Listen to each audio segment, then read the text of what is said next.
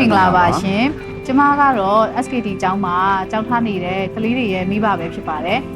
အကြီးလေးကတော့ Year 2မှာထားနေတာပါ Oliver ပဲဖြစ်ပါတယ်ရှင်သမီးငယ်လေးကကြတော့လောလောဆယ် Nursery မှာထားပါတယ်မာရီယာလို့ခေါ်ပါတယ်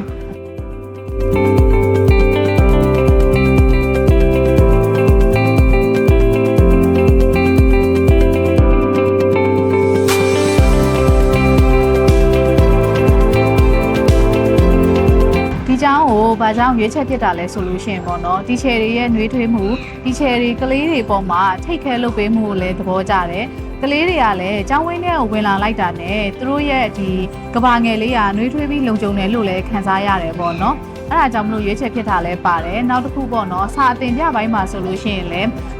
ကိုရီမှန်းထားတဲ့လောက်ကိုရတယ်ကလေးဆိုလို့ရှိရင်လည်းသမီးလေးဆိုလို့ရှိရင်လည်းဒါ nursery စတက်နေရဆိုတော့သူ့ရဲ့တိုးတက်မှုတွေကိုလည်းမြင်ရပါတယ်ဒါအပြင်ဒီကျောင်းကိုရွေးချယ်ရတဲ့အဓိကအကြောင်းရင်းကတော့ဒီကျောင်းရဲ့ location ပေါ့နော်ဒီကျောင်းရဲ့ location ကဘာပဲပြောအချက်အချာကြားတယ်တွားရေးလာရေးလွယ်ကူတယ်ကျွန်တော်တို့နေတဲ့အိမ်နဲ့လည်းနီးတဲ့အတွက်ကြောင့်ဒီကျောင်းကိုရွေးချယ်တဲ့အကြောင်းရင်းတစ်ခုဖြစ်ခဲ့တယ်ပေါ့နော်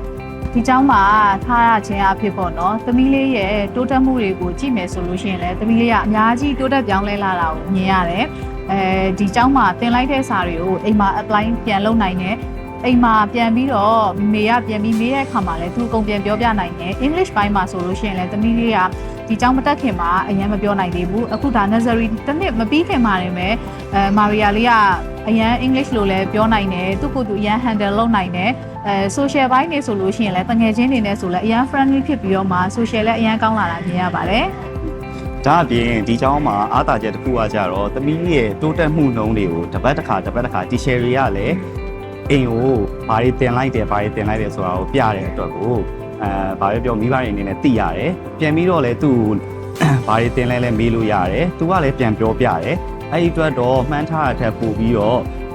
တိုးတက်မှုလုံးတွေတွေ့ရတယ်ပေါ့နော်အဲ့ဒီအတွက်လည်းကျေနပ်အားရမှုရှိပါတယ်နောက်တစ်ခုကကြတော့လေဒီကျောင်းကိုနောက်တစ်ခုကြိုက်တဲ့အချက်ကပေါ့နော်တီချယ်တွေနဲ့မေမေတွေနဲ့ကြားမှာတစ်ချိန်လုံး contact ရှိနေတယ်တစ်ပတ်တစ်ခါဆိုလဲအမြဲတမ်းကိုသိချင်တာလေးတွေကိုပြောလို့ရတဲ့အပြင်ကိုတီချယ်တွေဘက်ကလည်းweekly တွေလည်းပို့ပေးတယ် report လေးတွေလည်းပို့ပေးတယ်ပေါ့နော်အဲ့ဒီအကြောင်းရင်းကလည်းအရန်ကိုကြိုက်တဲ့အကြောင်းရင်းလေးဖြစ်ပါတယ်ဟုတ်ကဲ့ပါ International School ထားမယ်မေမေတွေအတွက်ကိုပေါ့နော်ဒီ SKT International School ဟာဆိုလို့ရှိရင်လည်းအဓိကထားပြီးရွေးချယ်တဲ့ကျောင်းတစ်ကျောင်းထဲမှာပါတဲ့အတွက်ကြောင့်မလို့မေကတော့ 100% recommend ပေးပါတယ်ရှင်အားလုံးကိုကျေးဇူးတင်ပါတယ်